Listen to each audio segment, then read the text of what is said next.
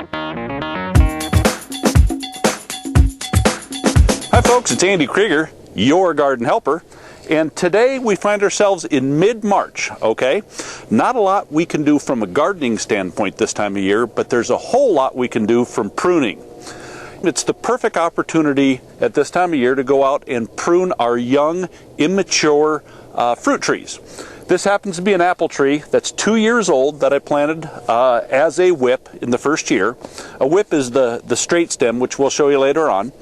But this is a full year's worth of growth. It's looking beautiful, but now's the time to go ahead and put a little bit of training on it to make sure it produces well far into the future. Okay, the goal in training young trees or in pruning young trees is what you want to try to do is create almost a cone, okay?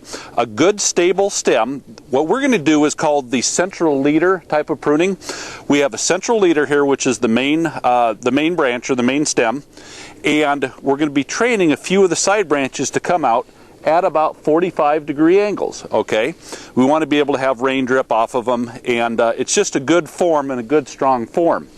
So with the central leader technique, you've got the basic stem, you've got the 45s coming off to the side, and so what you want to do is remove anything that doesn't meet that criteria. I have my, once again, handy-dandy pruning shears.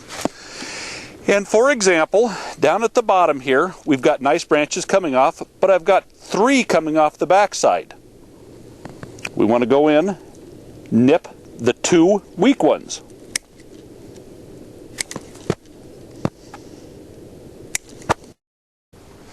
Okay, you want to remove any branches that are possibly dead, a little bit broken, which I don't really have.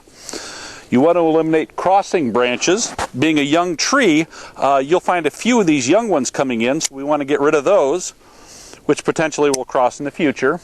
Remember, when you're nipping, make sure you have your blade right up next to the branch in which you're cutting against. Small little ones that, once again, will hinder sunlight later on. And anything that just doesn't look right. I've got one coming on the inside here, so we're going to go ahead and take him out. Short little stubbies. Okay, now that I've got my interior branches taken care of, I'm going to do the same thing with my others. Cut them off to about 2.5, 3 feet, which will stimulate growth and proper branching in the future. So they're all about the same level. Okay, now comes a difficult task, is we also have to train our central leader. And you want to be able to have it above your side branches, but you're going to do the same thing is by trimming it off. That will help stimulate growth in other areas. It'll stimulate better branching and help train that tree. Okay, you also want to remember to take any of your lower branches that are dead. Just helps it look a whole lot better.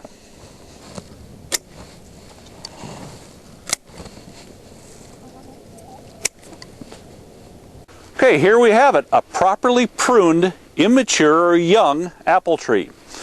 Branches coming up at a 45. We've removed all the interior branches to be able to allow more sunlight. We've topped off the outside branches to an even level, and we've topped the central leader. This is what we want to do. Remember, timing in March, proper form, you will have a great, stable, well-producing tree for the future. Okay, here we find ourselves with a 3-year-old cherry tree. We trim these a little bit differently than we do our apple trees, etc.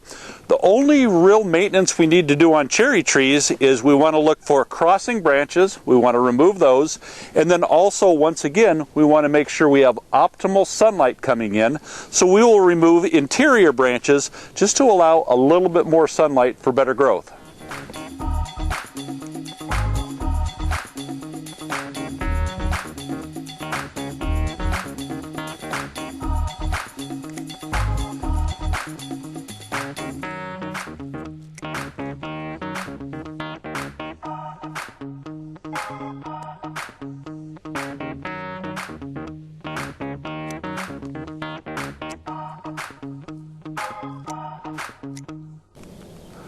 Okay, now I find myself next to a row of whip apple trees that I planted last fall. Whips are simply first-year growth trees that I usually plant in the fall because I can buy them very inexpensively in the off-season, but it gives them a really good foundation for the following year. The only thing we'll do with these is measure up about 36 inches, prune it off, and that stimulates that lateral growth, which takes it into that next year and starts building the bottom branches and the proper form. Well, there you have it, folks, the basics of pruning immature fruit trees in March. Until next time, it's Andy Krieger, your garden helper, reminding you, when you grow it, you know it.